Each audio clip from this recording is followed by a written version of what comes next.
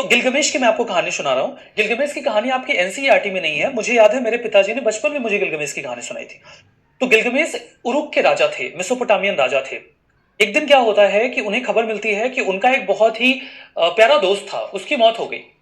और जब उस प्यारे दोस्त की मौत हुई, गिलगमेश की कहानी सुना रहा हूं, अच्छे से सुन लो, नहीं बाद में बहुत मिस करोगे। और आपको मेसोपोटामिया में एक राजा की कहानी पता होगी।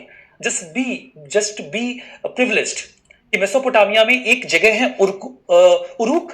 और उरुक जो जगह है वहां पर एक राजा हुआ करते थे, एनमेकर। और एनमेकर जो थे वो लिखना पढ़ना जानते थे, इस चीज को बड़ा फ्लॉन्ट करते थे। एनमेकर के बाद गिलगमेश आते हैं, और गिलगमेश के बारे में जो एपिक है, जो 12 टेबलेट्स में लिखी गई है, उसमें एक बड़ी प्यारी कहानी है। और कहानी क्या है कि गिलगमेश के जब एक दोस्त थे और जब उनकी मौत होती है, तो उनकी मौत के बाद वो उनके दोस्त उनके सपने में आते हैं, भूत बन के, डराने के लिए नहीं। वो आते हैं और बहुत दुखी हो जाते हैं। ठीक है। तो उनकी मौत के बाद वो सपने में आते हैं, और जब सपने में वो आते हैं तो वो उनको बोलते हैं कि तुम मरना मत, तुम मरना मत, क्योंकि मरने के बाद बहुत प्रॉब्लम होती है। मरने के बाद प्रॉब्लम क्या होती है? पानी पियो, कोशिश करो तो वो पत्थर बन जाता है। रोटी पकड़ो खाने के लिए तो वो पत्थर बन जाता है। और बहुत कष्ट होता है, बहुत दुख होता है। मत मरना, कुछ ऐसा करो कि तुम ना मरो, कुछ ऐसा करो कि ना मरो। इस बात को लेकर गिलगमेश बहुत परेशान हो गया। गिलगमेश ने फैसला किया कि वो कभी नहीं मरेंगे, और वो कुछ ऐसा पता करेंगे जिससे कि वो अमर हो जाए। गिलगमेश को खबर लगी कि कहीं पर एक इंसान है जो अमर है और वो नहीं मरता। उस जगह तक पहुंचने के लिए गिलगमेश को बहुत सारे पहाड़ों को पार करना पड़ा, कई सारे जंगलों से गुजरना पड़ा, कुछ खतरनाक जानवरों से लड़ाई भी करनी पड़ी। और जैसे तैसे वो उस इंसान के पास पहुंचे जो अमर था। जब वो उस इंसान के पास पहुंचे तो उन्होंने पूछा कि आप कैसे अमर हुए हैं, मुझे बताइए, मैं नहीं मरना चाहता। मैं उरुक का राजा हूं, मेसोपोटामिया का राजा, और मैं चाहता हूं कि मैं हमेशा जिंदा रहूं। आप अमर हैं, मुझे आप अमर होने का राज बताइए। उस व्यक्ति ने कहा, तुम अमर नहीं हो पाओगे, तुम अमर नहीं हो पाओगे। उन्होंने बोला, क्यों? बोले, आप अमर हो ना, मुझे बता दो ना। तो वो कहते हैं कि एक बार की बात है, सारे देवताओं ने फैसला किया कि वो धरती पे जल प्रलय लेकर आएंगे। जब वो जल प्रलय लेकर आने वाले थे तो उसकी खबर मुझे पहले लग गई। तो पूरे जल प्रलय में एक ऐसे पहाड़ की चोटी थी जो नहीं डूबने वाली थी, बाकी पूरी धरती डूबने वाली थी। तो मैं कुछ जानवरों को और प्लांट्स को लेकर और बहुत सारा खाना लेकर उस पहाड़ी पर पहले से पहुंच गया, क्योंकि मुझे पता था कि ये नहीं डूबेगी। सारे देवताओं ने मिलकर धरती पर उथल पुथल मचाई और पूरी धरती को जलमग्न कर दिया। और फिर उस पहाड़ी पर मैं अकेला बचा। फिर सारे देवता थक हार कर जल प्रलय मचाने के बाद उस पहाड़ी पर आए आराम करने के लिए।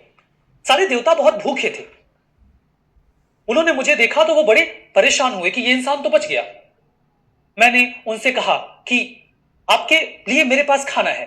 मैंने उन देवताओं को खाना खिलाया, और उस खाने को खाकर वो बहुत खुश हुए। और तब उन्होंने कहा कि क्या चाहिए तुम्हें वरदान? तो उस व्यक्ति ने कहा कि आप लोगों का क्या भरोसा, आप तो बात बात पे जल प्रलय ला देंगे, सारे इंसान। तो उस व्यक्ति ने कहा कि आप लोगों का क्या भरोसा, आप तो बात बात पे जल प्रलय ला देंगे, सारे इंसान मर जाएंगे। मैं चाहता हूं कि मैं अमर हो जाऊं, ताकि अगर बाद में आप कभी कोई जल प्रलय लेकर आए तो मैं बच जाऊं उसमें। देवताओं ने उस इंसान को अमृत का वरदान दे दिया और वो वहां से चले गए। उस व्यक्ति ने कहा गिलगमेश से, जो उनके एपिक में लिखा हुआ है, मैं एपिक की कहानी बता रहा हूं, गिलगमेश से कहा कि तुम अमर नहीं हो सकते। क्यों? क्योंकि अब ना तो जल प्रलय होगी, ना तुम्हें पता चलेगा, ना देवता आएंगे, ना तुम उनको खाना खिलाओगे, और ना ही वो तुमको अमृत का वरदान देंगे। You can not be immortal, you can not be immortal.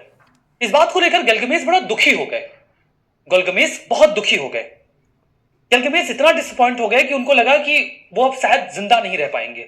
उस इंसान ने जब गिलगमेश को इस स्थिति में देखा, जो कि वो उरुक के राजा थे, तो उन्होंने कहा कि मैं आपको एक दूसरा उपाय बता सकता हूं। उन्होंने कहा, क्या? बोले, एक उपाय है कि समंदर की गहराई में एक जड़ी बूटी पाई जाती है, तुम उसे निकाल लो और तुम उसे निकालकर खा लो। लेकिन उसका नुकसान यह है कि जब तुम उसे खाओगे तो केवल तुम नहीं बल्कि पूरी मानव जाति अमर हो जाएगी, सारे इंसान अमर हो जाएंगे। सारे इंसान अमर हो जाएंगे। गिलगामेश ने कहा मुझे इससे कोई मतलब नहीं है, मैं अमर हो जाऊंगा कि नहीं। उन्होंने कहा हो जाओगे।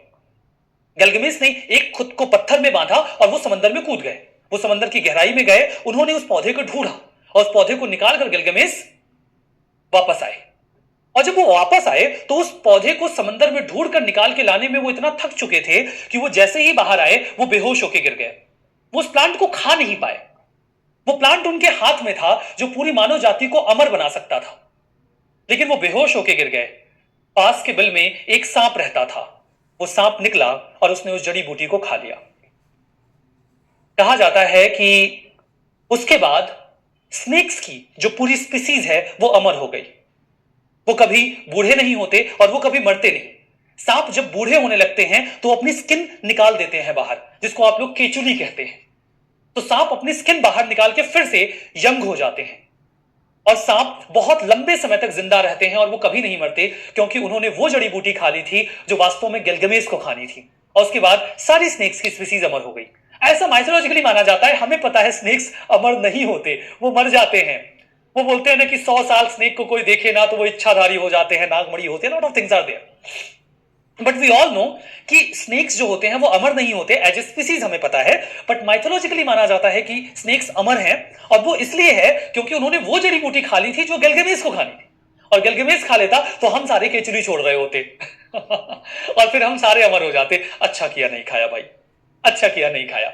तो ये कहानी है गिलगामेश की, जो कि एक सुमेरियन कहानी है। कभी मेरे पिताजी ने मुझे ये कहानी सुनाई थी, गिलगामेश की कहानी, सुमेरियन राजा की। ठीक है, तो ये जो है ये काफी मतलब काफी रिलेटेबल है। कितना बढ़िया लिखा है उन लोगों ने। तो वो तो अमर ना हो सके, बेचारे सांप अमर हो गए। तो ये गिलगामेश की कहानी है, जो उरुक के राजा थे और एडमेकर के जो डिसेंडेंट हैं वो माने जाते हैं।